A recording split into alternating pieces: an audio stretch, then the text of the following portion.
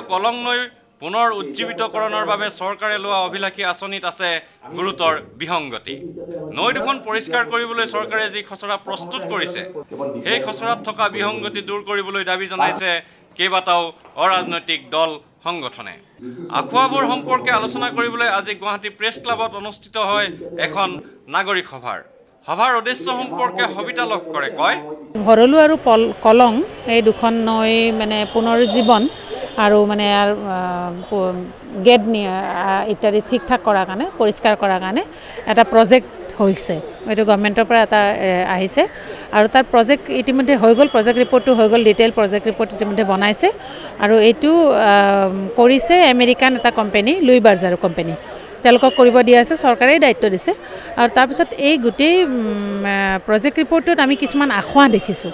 আমি বিভিন্নগৰাকী বিশেষজ্ঞৰ সৈতে কথা পাতিলোঁ, কথা পাতি আমি আখুৱা কিছুমান দেখিলোঁ। এই আখুৱাবিলাক এনেকুৱা ধৰণৰ যে ইয়াৰ পৰা যিটো গেট ওলাব, যিটো নিষ্কাশনৰ ইয়াৰ যিটো পানী আৱৰ্জনাখিনি যে ওলাব, সেই আৱৰ্জনাখিনি ক'ত পেলাব তাৰ নিৰ্দিষ্ট কোনো কথা নাই। DPR-খনত আমি দেখিলোঁ আৰু বিভিন্ন ধৰণৰ আখুৱা আছে। নলা নৰ্দমা ক'ত কেনেকৈ কি কৰা হ'ব, ক'ত পৰা মানে বিশেষকৈ উদ্যোগবিলাকৰ যি প্ৰদূষণ হয় সেই প্ৰদূষিত বস্তুখিনি বৰ্জ্য পদাৰ্থখিনি ক'ত পেলাব, এই ধৰণৰ কোনো এফ্লুৱেণ্টৰ কোনো কাৰবাৰ নাই। এই গোটেই আখুৱাবিলাক দেখি পেলাই আমি দেখিলোঁ যে এই বিষয়টোত আমি অলপ মাত মতা উচিত আৰু সেইকাৰণে আজি এখন নাগৰিক সভা আহ্বান কৰিছিলোঁ।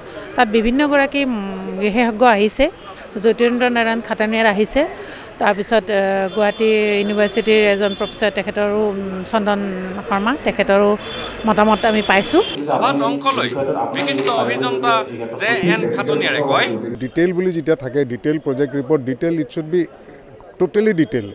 তাত একো বাকী ৰাখিব নোৱাৰে। প্ৰজেক্ট ৰিপৰ্টটো মই চাইছোঁ, প্ৰজেক্ট ৰিপৰ্টটো লুইজ বাৰ্জাৰ বুলি এটা কোম্পানীয়ে কৰিছে, ন' ডাউট। কিন্তু মই তেওঁলোকক ভাল কোম্পানী নহয় বুলি নকওঁ। আমাৰ কোন মানুহে তেওঁলোকক এচিষ্ট কৰিছে? তেওঁলোক ইয়াতে ষ্টেচন নহয়, তেওঁলোকে বাহিৰৰ পৰা আহি কৰিছে। গতিকে তেওঁলোকে আমাৰ কাৰ এছ'চিয়েশ্যনত কামটো কৰিলে সেইটো ডাঙৰ কথা। আৰু আমাৰ যিখিনি মানুহে এছ'চিয়েট কৰিলে সেই মানুহখিনিয়ে কিমান ভাল তথ্য দিব পাৰিছে শুদ্ধ, সেইখিনি মোৰ ডাউট আছে। সেইটো কাৰণে হয়তো প্ৰজেক্ট ৰিপৰ্টটো ইনকমপ্লিট হৈ আছে বা প্ৰপাৰলি প্ৰেজেণ্ট কৰিব পৰা নাই। কাৰণ বহুত আখুৱা, টেকনিকেল আখুৱাও আছে যিখিনি আমি 10 তাৰিখে উত্থাপন কৰিম। গতিকে কথা হ'ল কি, প্ৰজেক্টটো খুব ভাল প্ৰজেক্ট। এইটো বহুত বছৰ আগতেই কৰিব লাগিছিল। পলিউশ্যন কণ্ট্ৰল ব'ৰ্ড 1975 হৈছে। আজি 43 বছৰ পিছত এইটো প্ৰজেক্ট তেওঁলোকে প্ৰপ'জ কৰিছে। এতিয়া মোৰ কথা হ'ল কি, এই প্ৰজেক্টটো লাগে, but it should be in proper scientific way. এনেই এটা প্ৰজেক্ট কৰিলেই নহ'ব যে ইমানখিনি পইচা আহিছে খৰচ কৰি দিব লাগে, সেইটো নহয়। আমি বিচাৰিম ৰাইজৰ হৈ পেলাই এই গোটেই solution, there must be some solution, আৰু every problem has some solution, but it should be in proper way. এই প্ৰজেক্ট ৰিপৰ্টটো চাই ইমান প্ৰপাৰ ৱেত কৰা নাই যেন লাগিছে।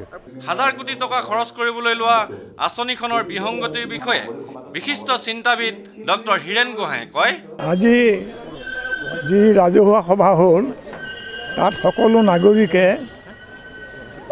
এটা ঐক্যমত প্ৰকাশ কৰিলে যে এই প্ৰজেক্টটো, এই প্ৰকল্পটো ইমান বিশাল, 600 কোটি টকাৰ, আৰু হঠাতে তাৰ কথাটো কেনেকুৱা ধৰণৰ, 3 দিনৰ ভিতৰতে এটা তেওঁলোকে ষ্টেক হোল্ডাৰ্ছৰ মিটিং পাতাৰ ব্যৱস্থা কৰিলে।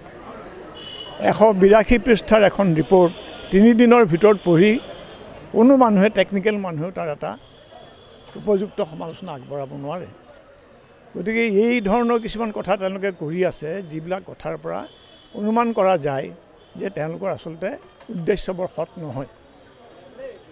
তাৰপিছত ধৰি লোৱা গোটেই মানে ডিটেইল প্ৰজেক্ট ৰিপৰ্ট বুলি কয়, তাত এনেকুৱা ধৰণৰ কিছুমান ডিটেইল আছে যিবিলাক আমাৰ নিচিনা সাধাৰণ টেকনিকেলি অজ্ঞ মানুহেও ধৰিব পাৰে।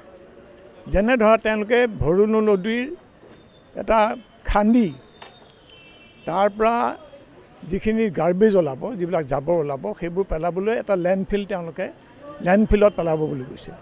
এটুকুৰ মাটি, বিৰাট মাটি এটুকুৰ, য'ত মানে এই গাৰ্বেজবিলাক পেলাব পাৰে।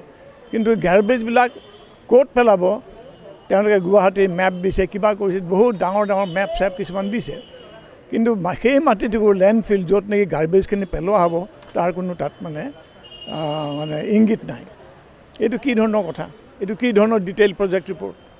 তাৰপিছত ধৰি লোৱা তেওঁলোকে কৈছে যে মানুহৰ চেপ্টিক টেংকৰ পৰা ওলোৱা পানী তাৰপিছত এই বৰষুণৰ পানী, তাৰপৰা ড্ৰেইনৰ পৰা উফলি অহা পানী, খুব মানে যিবিলাক দূষিত পানী, আৰু লগতে আকৌ ইণ্ডাষ্ট্ৰীবিলাকৰ যিবিলাক হেৰি আছে প্ৰদূষিত মানে এফ্লুৱেণ্ট যিবিলাক আছে, সেইবিলাক মিলাই পেলাই তেওঁলোকে এঠাইত কেইবাটাও ডাঙৰ ডাঙৰ মানে ইনষ্টলেশ্যন কৰিব, য'ত এইবোৰ মানে শোধন কৰা হ'ব।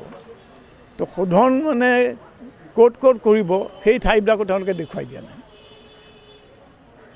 আচলতে এনেকুৱা এটা মানে ধৰা গুৱাহাটীৰ নিচিনা চিটি এখনৰ যদি বিষয়ে কিবা এটা প্লেন কৰা হয়, তাত এটা মানে বিশদ খুঁটিনাটি থকা মেপ লাগিব। সেইবিলাক মেপ নাই। তেওঁ কিছুমান মেপ দিছে, মেপবিলাক কেতিয়াৰ ক'ৰ পৰা লৈছে একো উল্লেখ নাই। গতিকে তেওঁলোকে খুব পালমাৰি কামবিলাক কৰিছে বুলি সন্দেহ হৈছে আমাৰ। ভিডিঅ' জাৰ্নেলিষ্ট সুশান্ত দাসৰ সৈতে অমৰদীপ গগৈ, চেণ্টিনেল নিউজ, গুৱাহাটী।